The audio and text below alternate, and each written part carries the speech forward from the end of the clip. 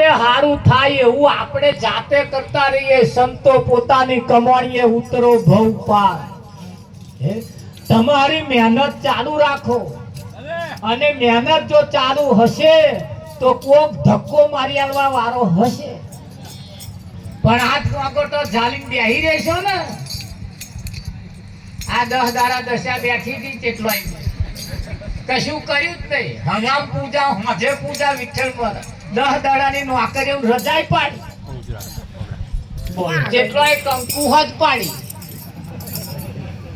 આવા કંકુ પાડી શું ફેરવાનું? શાયદ કેસર પાડ્યું હોય કે ઘઉંનો બાજરી લોટ પાડ્યો હોત તો કઈ કોમમાં આવત. બાજરી રોટલા ભેગા થાય હે.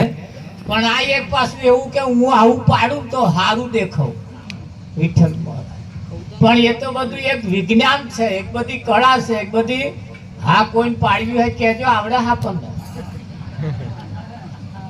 હા તો અમારે બધા ખેલ કરવા ને ગોઠણમાં બેઠા બેઠા આમ મચેડીને પડે એવું.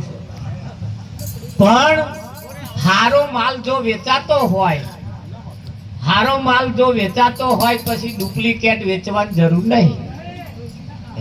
હા હોની કોદા લોકેટ લઈ લો, લોકેટ કરે. હા ડુંગળી બટાકા વાળા ઝાડ્યા ના તતુરો હોત લાયા હવે તો. પણ એમને તો બૂમો પાડવી પડે. હે પેલા પડેકો વાળા વેચવા વાળા પડેકો લટકાવવા જ પડે. આમ લાઈન છે.